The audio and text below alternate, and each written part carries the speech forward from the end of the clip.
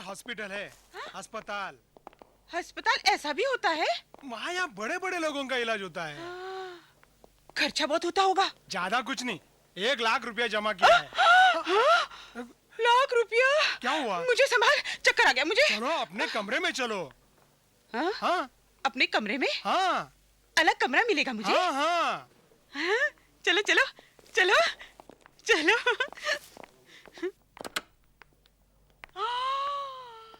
इतना बड़ा कमरा है भगवान। टीवी भी है, चलता है? हाँ देखिए, चलता भी है माँ जी। ओ, ये तो रंगीन है, देखो देखो। और वो मशीन क्या है? माँ जी ये एयर कंडीशन है। क्या है? एयर कंडीशन, ठंडी ठंडी हवा आती है, देखिए। ठंडी ठंडी हवा फेंक रही है बराबर। ये बिस्तर, ये भी मेरे लिए। हे भगवान, ऐसे भी बिस्तर होते हैं। चक्कर आ गया मुझे, फिर चक्कर आ गया। अच्छा माँ जी चलते हैं। अच्छा भाई अच्छा, जाओ। अरे माँ तो यहाँ? अरे बेटी तू इधर आ, तेरा माथा चूमूंगी। इधर आ जल्दी। अरे वाह, तू तो बहुत बड़ी जगह नौकरी कर रही है। और देवा है ना, कितना बड़ा दिल वाला है, कितना भोला लगता है ना वो। बेटी तूने देखा, वो देख रंगीन टीवी, और मेरे लिए ठंडी हवा फेंकने वाली मशीन देख, और ये बिस्तर कितना अच्छा है ना। लगता है देवा तेरे काम से बहुत ही खुश है, तभी तो उसने मेरे लिए। माँ अब तू यहाँ ठीक हो जाएगी, तेरा यहाँ अच्छा इलाज हो जाएगा। अरे अब तो मुझे बिल्कुल परवाह नहीं है। ऐसी अच्छी जगह से ठीक होकर कौन जाना चाहेगा। अब तो मैं आज जम ही जाऊंगी, डॉक्टर से साफ कह दूंगी कोई ऐसी दवाई दे दे कि बीमारी बस टिकी रहे।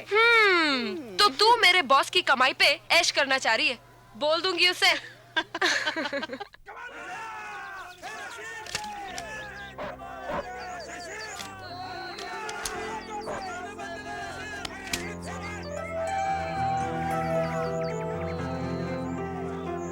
मैं आप ही को मिलने आई हूँ। जो कुछ आपने मेरी माँ के इलाज के लिए किया, सोचा आपको मिलकर ही शुक्रिया अदा करूँ। अच्छा तो बोलो। वो क्या? शुक्रिया अदा तो कर चुकी, और कुछ बोलना है? नहीं, और तो कुछ नहीं, बस मैं तो यूं ही। देखो तुम्हारा ये उदास और डरा हुआ चेहरा अच्छा नहीं लगता। गुस्से में अच्छी लगती हो। तुम्हारी माँ भी कह रही थी कि तुम्हें बहुत गुस्सा आता है, वो भी तुमसे बहुत डरती है। वो भी मतलब कोई और भी मुझसे डरता है?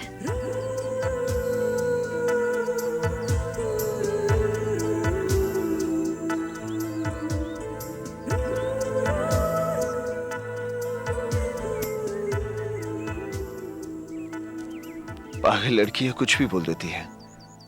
जिंदाल साहब, देवा को इस मीटिंग में बुलाने का मतलब क्या है? वो हमारे लिए मुश्किलें खड़ी करता रहता है और हम उसे अपने बराबर बिठाकर इज्जत दे रहे हैं। जिंदाल साहब, मेरा भी यही कहना है कि देवा कल हम सबके लिए एक बहुत बड़ा खतरा बन सकता है। Relax friends, relax. देवा हमारी दुनिया का एक नया बीज है जिसमें अभी अभी अंकुर फूटे हैं। जवान है, जोशीला है, और सबसे खास बात यह है कि वो बहुत जल्द तरक्की करना चाहता है। मेरा तजुर्बा है, ऐसे तेज आदमी को अपने से दूर नहीं रखना चाहिए।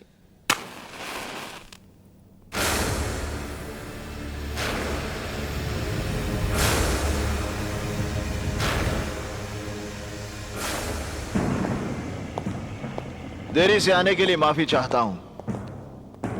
वैसे मैं इस बात से हैरान हूं कि आप लोगों ने मुझे इस मीटिंग में क्यों बुलाया है। देवा, इन दिनों हमारे धंधे में मुश्किलें बढ़ गई हैं। इन मुश्किलों से हमें कैसे लड़ना है, इसी के बारे में बातचीत करने के लिए हम सब लोग यहां इकट्ठा हुए हैं। आखिर ये हमारी जमात की बात है, और तुम हमारी जमात से बाहर तो नहीं। जमात एक होने से सोच एक नहीं हो सकती जिंदाल साहब। सोच का क्या है, वक्त के साथ बदल जाया करती है। तुमने अपनी जगह बनाने के लिए जो रफ्तार पकड़ी है, उसका तुम्हें कायल। ये तो आपका बड़प्पन है जिंदाल साहब। वैसे आप लोगों की जानकारी के लिए बता दूं कि अभी अभी तो मैं अपने पैरों पर खड़ा हुआ हूं। ठीक से चलना शुरू भी नहीं किया मैंने, रफ्तार पकड़नी तो अभी बाकी है। आप कुछ धंधे की मुश्किलों के बारे में बात कर रहे थे। देवा, मेरा मतलब है हमें छोटे छोटे फायदों के लिए आपस में रंजिश का माहौल खड़ा नहीं करना चाहिए। हम ताकतवर तभी हैं जब तक हम एक हैं। अलगाव वो दरार है जो किसी भी इमारत की बुनियाद में समाकर उस इमारत को बर्बाद कर देती है।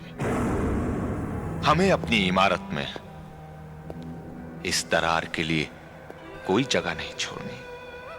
हमें पूरी ताकत के साथ मिलकर अपने दुश्मन से लड़ना है, और हमारा दुश्मन है कानून। तुम्हें मालूम है देवा कि हमारे नए सीएम बहुत ही ईमानदार हैं। उन्होंने इस शहर से क्राइम को पूरी तरह खत्म करने का बीड़ा उठाया है, और इस ऑपरेशन का इंचार्ज उन्होंने बनाया है एसीपी इंदर सक्सेना को। सक्सेना के पिछले रिकॉर्ड के बारे में हमने पता किया है। यह आदमी हम जैसों के लिए कुछ ठीक नहीं है। इससे पहले कि हमारे इर्द गिर्द कानून का दायरा कस दे, हमें उसे इस दुनिया से विदा कर देना चाहिए। नहीं जिंदाल साहब, सक्सेना को मारकर हम पूरे पुलिस डिपार्टमेंट को अपना दुश्मन नहीं बना सकते।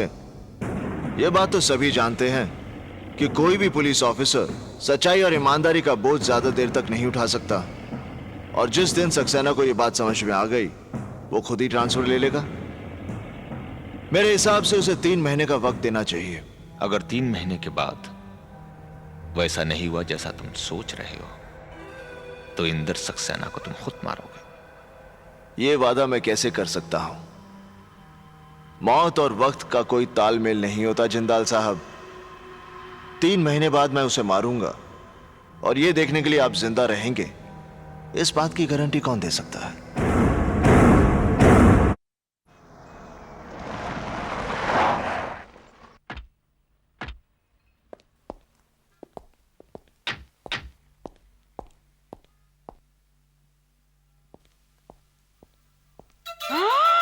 अरे बाप रे, अरे बाप रे, भागो भागो भागो भागो।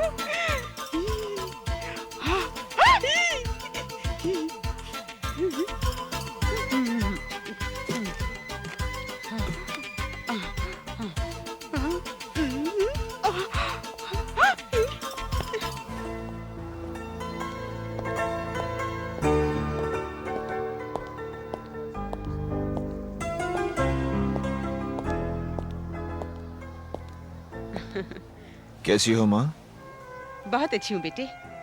अभी तक उस हॉस्पिटल में होती तो ऊपर पहुंच गई होती। यहाँ तो नई जिंदगी मिल गई मुझे। ऐसे क्या देख रही हैं आप? देख रही हूँ कि तू है कौन।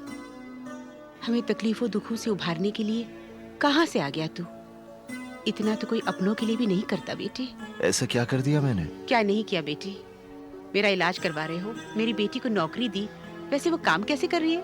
अरे जया, उसकी फिक्र छोड़ दीजिए आप। बहुत अच्छा काम कर रही है वो। कुछ ही दिनों में उसने पूरा ऑफिस संभाल लिया। सभी चाहते हैं उसे। बेटी वो अकल की थोड़ी कच्ची है। कोई बात बुरी लगे तो माफ कर देना। बिन बाप की पली है ना, इसलिए जरा मुंहफट है। आप उसकी फिक्र मत कीजिए, बस अपना ख्याल रखिए। डॉक्टर की बातों को अच्छी तरह से मानिए और कोई चटपटी चीज मत खाइए। मैं आपको देखने आता रहूंगा। अच्छा बेटे। देवा, गुड्डी की शादी की बात सुनकर तू इतना परेशान क्यों हो गया? क्या बहन को सारी जिंदगी घर में बिठा के रखेंगे? सोच रहा हूं कितने लाड प्यार से पली है वो। उसकी जिद और खुशी के लिए हम कुछ भी करते थे, और अब वो एक नए घर में नए लोगों के बीच। गुड्डी किसी नए घर में नहीं जा रही है देवा। हमने उसके लिए जो लड़का चुना है वो भी उसे उतना ही जानता है जितना उसे हम जानते हैं। और फिर अगर उसने हमारी बहन को जरा सा भी परेशान किया ना, तो हम दोनों मिलकर उसकी टांग तोड़ सकते हैं। कौन है वो? एसीपी इंदर सक्सेना। देख देवा, घर के बाकी सब लोग मेरा इंटरव्यू ले चुके हैं और मुझे पास भी कर चुके हैं। वैसे अगर तू कहता है तो।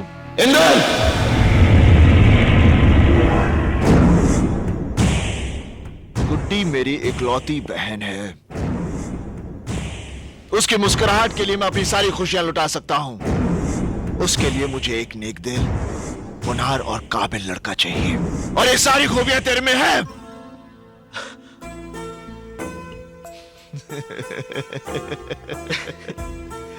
तेरा ये खुशी इजहार करने का तरीका भी अच्छा है। मैं बहुत खुश हूं, बहुत खुश हूं मैं। देवा, हमारी कितनी बड़ी मुश्किल आसान हो गई। बाबूजी भी इस रिश्ते से बहुत खुश हैं। वो तो बेसब्री से उस घड़ी का इंतजार कर रहे हैं जब हम दोनों भाई मिलकर दुल्हन बनी गुड्डी को डोली में बैठाएंगे। देवा, देवा, ऐसे मौके पर यह बात कहते हुए मुझे बहुत अफसोस हो रहा है, लेकिन दोस्त, मेरी एक मजबूरी है। क्या बात है इंदर? पुलिस की रजिस्टर में इस शहर के जिन 4 बड़े गुनहगारों का नाम दर्ज है, उनमें से एक नाम देवा का है। जानता हूं। फिर तो तू ये भी जानता होगा कि मेरी शादी में पुलिस फोर्स के सारे बड़े अफसर आएंगे। उनके सामने मेरी पोजीशन, प्लीज यार, तू मेरी शादी में मत आना। तू ये क्या कह रहा है इंदर? देवा के बिना गुड्डी की शादी? तू जानता है ये कितना प्यार करता है उससे? आकाश, इंदर ठीक कह रहा है। गुड्डी की शादी में मेरी वजह से कोई अड़चन आए, इंदर, मैं नहीं आऊंगा, नहीं आऊंगा। अब कन्या को आप मंगलसूत्र पहनाइए, लीजिए।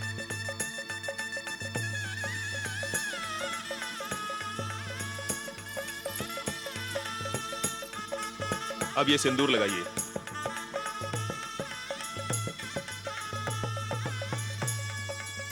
अब आप दोनों खड़े हो जाइए।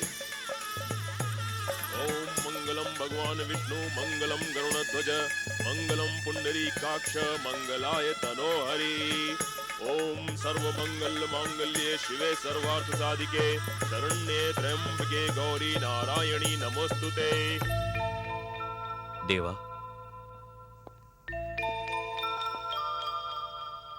अब कुछ बोलेगा भी? मुझे पहले दुल्हन बनी अपनी बहन को जी भर के देख तो लेने दे। इस पल का कितना इंतजार था मुझे।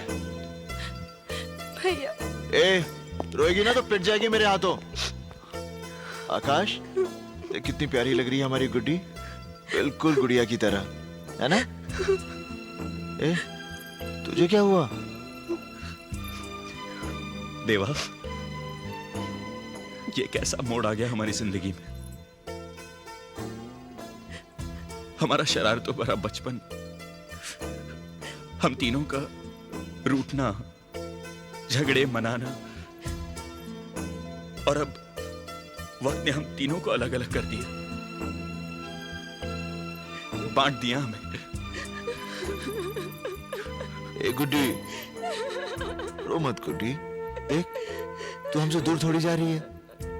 हाँ, इसी शहर में तो है तू, और उस एसीपी साहब को मैं यहां से ट्रांसफर होने नहीं दूंगा।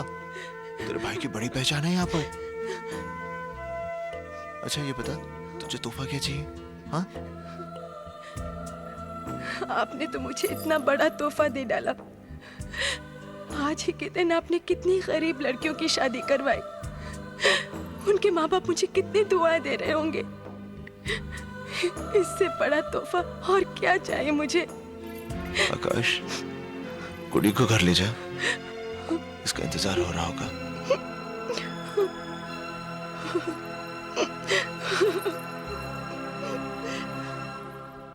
सुन बेटा, ये पैसे ले और एक अच्छी सी भेल ला दे। माँ जी, यहाँ बाहर की कोई भी चीज अलाउड नहीं है। अरे ये बात तो तुम्हारे हमारे बीच रहेगी। अच्छा ऐसा कर, तू उसमें से 2 रुपए रख ले चाय पानी के लिए। क्यों जिद कर रही है माँ जी? मेरी नौकरी चली जाएगी।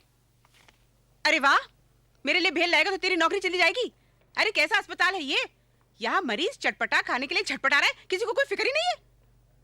जा भाई जा, बचा ले अपनी नौकरी, जा जा। देवा, बस्ती में अमीना भी जो दूध की फैक्ट्री में काम करती है, उसके घर पे प्रॉब्लम है।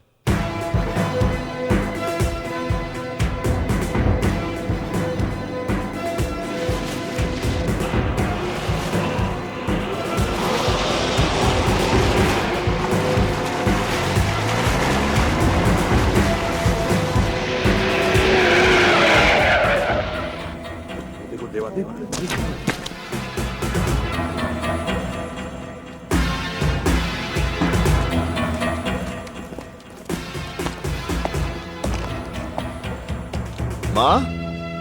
देवा, देवा, तू आ गया बेटा। हाँ माँ। देवा, देवा, हाँ माँ। देख, ये बस्ती वाले क्या कह रहे हैं? कह रहे हैं मैंने बच्चों को जहर दे दिया। मैं भला ऐसा कर सकती हूँ बेटा? नहीं माँ, नहीं। अरे, मैं तो उनका भूखा पेट भरने के लिए फैक्ट्री से दूध लाई थी।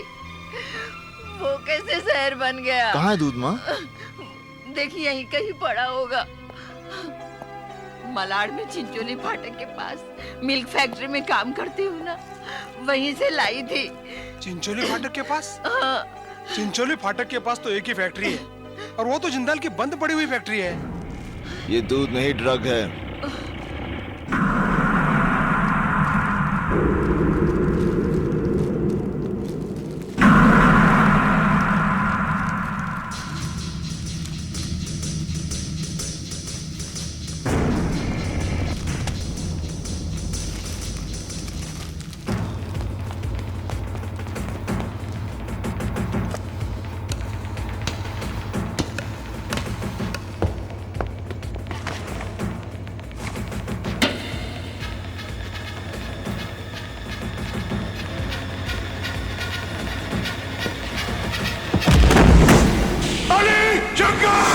हाँ बुलाओ उन्हें, वो आएंगे जरूर, लेकिन तुझे कंधा देने जा।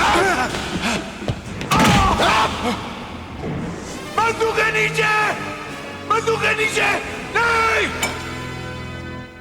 माने बच्चों औरतों को बाहर निकालो। हाँ देवा।